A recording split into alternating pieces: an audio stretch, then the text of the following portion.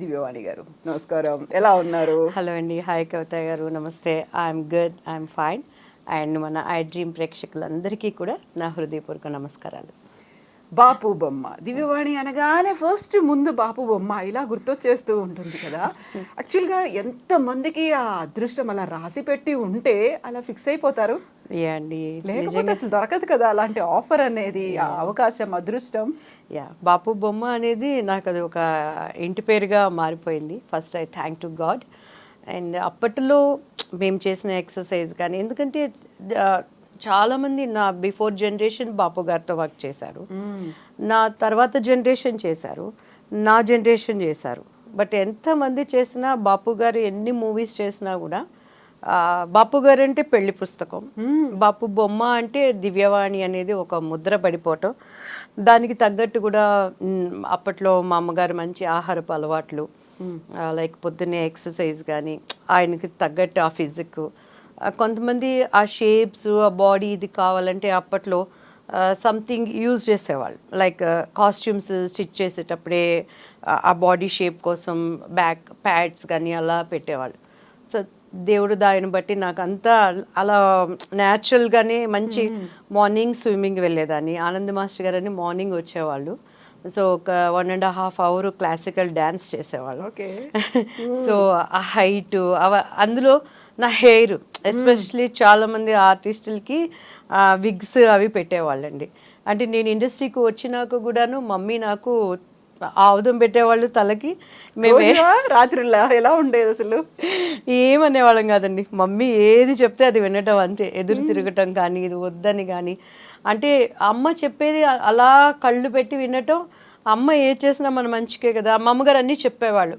ఆవుదం పెట్టుకుంటే తలకి చలవ అవుతుందమ్మా, మనకు ఒంట్లో ఉన్న వేడంతా పొద్దున్నే కళ్ళ ద్వారా బయటకు వచ్చేస్తుంది, ఈ జుట్టు బాగుంటుంది అని.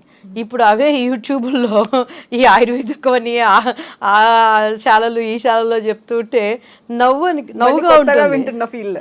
యా, ఇప్పుడు నవ్వే జనరేషన్కి అసలు క్యాస్టర్ ఆయిల్ అంటే, ఆవుదం అంటే ఏంటో తెలియట్లేదండి, కుంకుడుకాయలు అంటే ఏంటో తెలియట్లేదు. సో నాకు ఎక్కడ షూటింగ్ ఉన్నా కూడా మా మమ్మీ చెన్నై నుంచి మేము వచ్చేటప్పుడే, లైక్ ఇటు అవుట్డోర్ షూటింగ్స్ అన్నప్పుడు ఇన్ని కుంకుళ్ళు శుభ్రంగా మా స్టూడెంట్స్ వాటిని కొట్టి ఒక కవర్లో వేసి వేడి నీళ్ళలో పెట్టి అమ్మే నాకు కూర్చొని, అందులో మా అమ్మగారు తలస్నానం చేయించే విధానం కూడా డిఫరెంట్ అండి. ఆ జుట్టు చిక్కు పడదనమాట, ఆమె వేళ్ళతోనే దానిని అలా ఒక మసాజ్ లాగా దూతున్నట్టు చేసి, మళ్ళీ మీరు నమ్మరు, షూటింగ్లో ఎక్కడున్నా కూడా సాంబ్రాణి వేసేవాళ్ళు. సో అమ్మ చెప్పింది వింటవే కానీ ఇది ఎందుకు అని తిరిగి ప్రశ్నించటం నాకు అలవాటు ఉండేది కాదు. సో ఎప్పుడు ఒక ప్రాబ్లం లేని అమ్మాయినంటే, కానీ మొండిదాన్ని, ఏదన్నా నాకు కావాలి అంటే ఇంకది కావాలి అంతే ఇంకా. సో అట్లా అవన్నీ కూడా బాపు బొమ్మ అనటానికి కలిసి వచ్చినాయండి నాకు. నిజంగా బాపు బొమ్మ అనగానే వాళ్ళు ఎంత అందంగా ఉంటారు అంటే, అక్కడ చిలిపిదనం కనిపిస్తుంది, కొంటెదనం కనిపిస్తుంది, ఆ ఆత్మాభిమానం కనిపిస్తుంది, క్యూట్నెస్ అనేది ఉంటుంది, అమ్మాయిలో ఉండేటువంటి అన్ని లక్షణాలు ఉంటాయి. ఎక్కడ నేను తగ్గను, వినయము, విధేయత, అణుకువ, పొగరు, వగరు అన్ని ఉంటాయి. అండ్ కళ్ళలోనే తెలిసిపోతూ ఉంటుంది ఎవరు ఏంటి అనేది అంతా కూడా. అట్ ద సేమ్ టైం అక్కడే వాళ్ళ మీద నిప్పులు కురిపించేయచ్చు, అక్కడే కన్నీళ్లు వచ్చేస్తూ ఉంటాయి. యాక్చువల్గా తీసుకునేటువంటి కేర్ కూడా సపరేట్గా ఉంటుంది కదా మిగతా డైరెక్టర్స్కి, బాపు గారికి తీసుకునేది కదా. నిజంగా నాట్ బాపు గారు అని విడదీయలేము. ఇది తల మొండెము ఎలా అంటారో, బాపు రమణలు ఒకళ్ళ బాడీ అయితే ఒకళ్ళ హెడ్ అండి. సో వాళ్ళిద్దరిని విడదీయలేము. కానీ నిజంగా ఐ లవ్ దెమ్ అండి. ఎంత అంటే నాకు గుండెల నిండా ఎప్పుడు వాళ్ళంటే కృతజ్ఞత. బాపు గారిని చూస్తే నా నోరు మాట్లాడలేదు కానీ నా కళ్ళు మాట్లాడతాయి, ఏమీ స్వార్థం లేకుండా. ఈరోజు చాలామంది లైక్ ఒక్కొక్కళ్ళ హీరోయిన్కి ఒక్కొక్కళ్ళు ఏమంటారు గాడ్ ఫాదర్ ఉన్నారు ఇండస్ట్రీలో. వాళ్ళలో కొంత స్వార్థం ఉంటుంది, అన్ని విధాల స్వార్థం ఉంటుంది. ఒకరికి శారీరకంగా స్వార్థం ఉండొచ్చు, లేకపోతే ఫైనాన్షియల్గా స్వార్థం ఉండొచ్చు.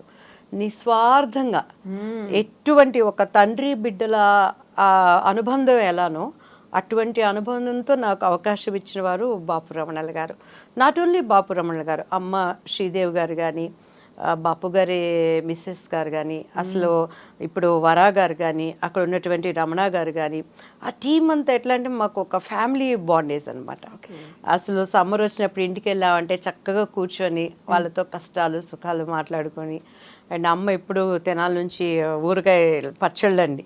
బాపు గారి కంటే అమ్మ సపరేట్గా పెట్టేవాళ్ళు, వెల్లుల్లిపాయలు అవన్నీ వేయకుండా మంచి ఆవ నూనె అవన్నీ వేసి. సో మాకు ఏ కష్టం వచ్చినా కూడా నేను మ్యారేజ్ అయిపోయి నేను మైసూర్ వెళ్ళిపోయినాక కూడా ఫ్యామిలీలో చిన్న చిన్న ప్రాబ్లమ్స్ వస్తే నాకు ఎందుకో ఒక తండ్రిలాగా ఆయనతో చెప్పుకోవాలని నాకు తెలియకుండానే ఉత్తరాలు రాసేసేదాన్ని బాపు గారికి. అప్పుడు ఇలాంటి మొబైల్ ఫోన్స్ లేవు కదా, ఏమీ లేవు కదా.